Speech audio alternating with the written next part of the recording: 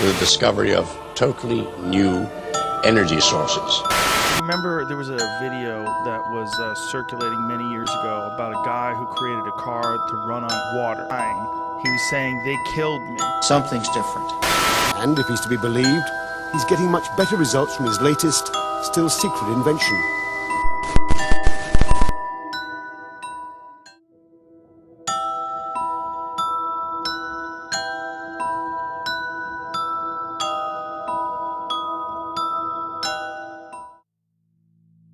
उसने ऐसी कार बनाई जो आने वाले वक्त को पूरी तरह बदलने वाली थी, लेकिन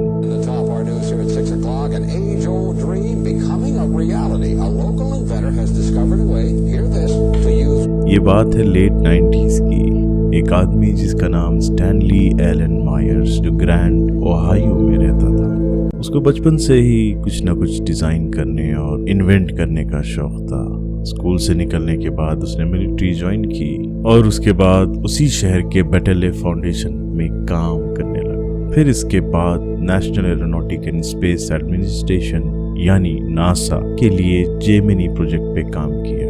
और यही नहीं, स्टार वॉर्स एक जाना माना प्रोजेक्ट जिसपे स्टैनली ने नासा के साथ काम किया था। एक उसका जुड़वा भाई भी था जो यूनाइटेड स्टेट एयर फोर्स में इंजीनियर था। उसने एक ऑपरेशन भी तैयार किया जिसकी लागत मिलियंस ऑफ डॉलर की थी, जो ट्रांसपोर्ट और स्पेयर पार्ट्स पर आधारित था। वो अपने रिसर्च और साइंटिफिक कामों से और उसकी कामयाबी के वजह से प्रसिद्ध होने लगा। उसे कई नेशनल और इंटरनेशनल ऑर्गेनाइजेशंस ने अवार्ड से नवाजा। और यही नहीं, ना सिर्फ अमेरिका बल्कि कनाडा, स्वीडन और इंग्लैंड से भी उसे बेहद बड़ा सपोर्ट मिलने लगा।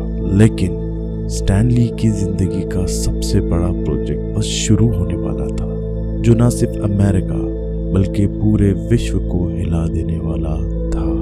इसकी शुरुआत होती है 1975 जब अरब ऑयल बैन खत्म हुआ, जो 1973 में अरब इजराइल वॉर के कारण शुरू हुआ। Then the ministers began what was to be an 8-hour meeting, resulting in their decision to reduce the flow of oil to America and other nations supporting Israel. The cutback will be 5% for the first month and an additional 5% for each passing. इस oil trade के दोबारा शुरू होने के बाद gas की कीमतों ने जैसे आसमान छूना शुरू कर दिया। स्टैनली मायर्स का कहना था कि वक्त आ चुका है कि हमें डीजल, पेट्रोल, गैस एक्सेट्रा का अल्टरनेटिव तलाश करना ही होगा। और उसके इसी जुनून के कारण 1990s में उसने ऐसी कार बनाई जो वाटर फ्यूल सेल पे चलती थी, जो पानी से चलती थी। मानो स्टैनली का ख्वाब पूरा हो चुका था। मायर का मानना था कि ये बग्गी जो उसने बनाई है, ये 20 गैलन पानी से ओहायो से न्यूयॉर्क यानी 754 किलोमीटर्स जा सकती है। जरा सोच कर देखिए कि इस महंगाई के दौर में जहां पेट्रोल की और फ्यूल की कीमतें आसमान छू रही है, इस वक्त में इस तरीके की इन्वेंशन का कितना बड़ा फायदा हो सकता था। Mysterious death of Stanley Myers.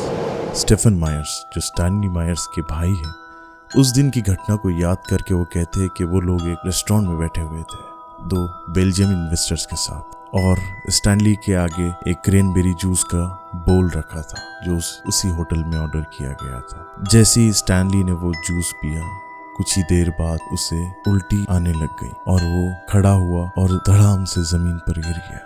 और जब स्टैनली मायर्स अपने आखिरी वक्त में था, उसने कुछ शब्द कहे और वो शब्द थे, मुझे जहर दे दिया गया है, दे पॉइजन मी। जब इन्वेस्टिगेशन हुई तो पता चला कि स्टैनली की मौत का कारण है ब्रेन एमेनेशिया।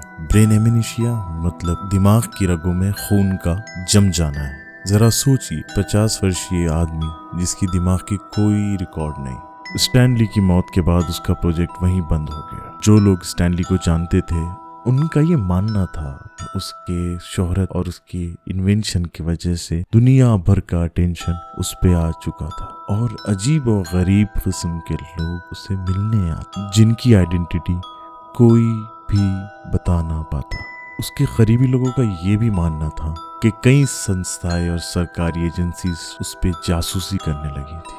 पुलिस की इन्वेस्टिगेशन 3 महीने तक चली और जाहिर सी बात है, रिपोर्ट में बताया गया कि मायर की मौत का जिम्मेदार ब्रेन एमनेशिया है और रिपोर्ट को बंद कर दिया गया। ये सब जानने के बाद आपकी क्या राय है कि वाकई स्टैनली मायर्स का कत्ल कर दिया गया ताकि पेट्रोलियम के billions and millions of dollar के कारोबार जंग चलती रहे और एक साइंटिस्ट जो इस दुनिया में मेजर चेंज लाना चाहता था उसकी सांसें रोक दी गई, या ये सिर्फ एक कॉन्स्पिरेसी थियरी है? कमेंट्स में अपनी राय जरूर बताएं और अगर ऐसी वीडियोस को देखना है तो please like and subscribe to the Strange World Hindi. Thank you.